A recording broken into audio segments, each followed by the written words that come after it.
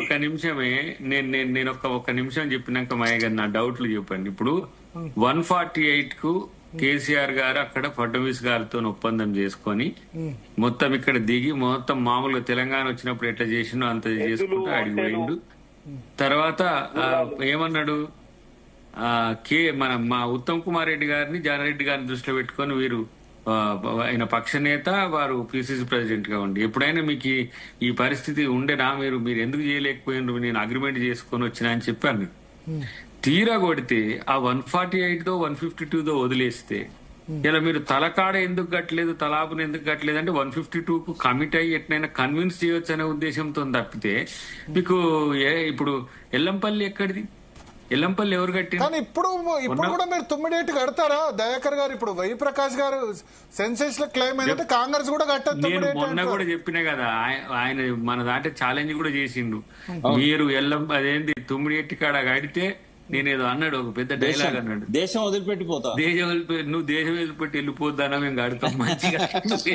సాధ్యం కాదు. ఎందుకంటే దేశం వదిలిపెట్టిపోయినా మాకు చర్చల్లో జూమ్ లో అయితే రావాలి.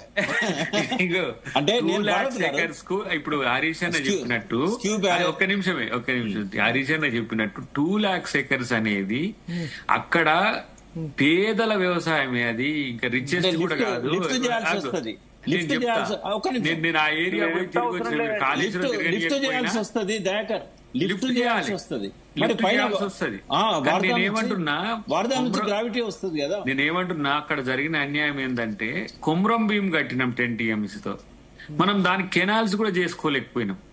ఆ ఏరియాల వ్యవసాయదారులంతా కూడా ఎంత దీనస్థితిలో ఉంటారంటే, ఇప్పుడు ఇది వస్తే నిజంగా చెప్పాలంటే పేద రైతులకు, మీరు అందరు రైతులను ఒకే ఘాటానికి అర్థం కానీ వాళ్ళు రెక్కాడితే డొక్కాడని రైతులకు మనం రెక్కలిచ్చినట్టు అయిపోవు.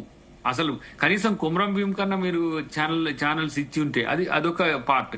కానీ 9 దగ్గర అంత పెద్ద చర్చ జరిగింది, దాన్ని పక్కన పెట్టిన రోకి. ఇక్కడ జరుగుతున్నది ఏంది, మీరు కిందికి రావడం వల్ల ఎత్తిపోతలు అనేదే సమస్యాత్మకంగా మారిందనేదే చర్చ.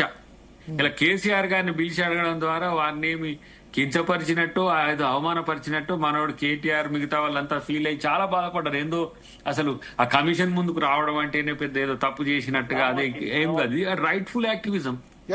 రవీంద్రరావు గారు చెప్పాలి దీనికి. చెప్పండి రవీంద్రరావు గారు, కేసీఆర్ గారు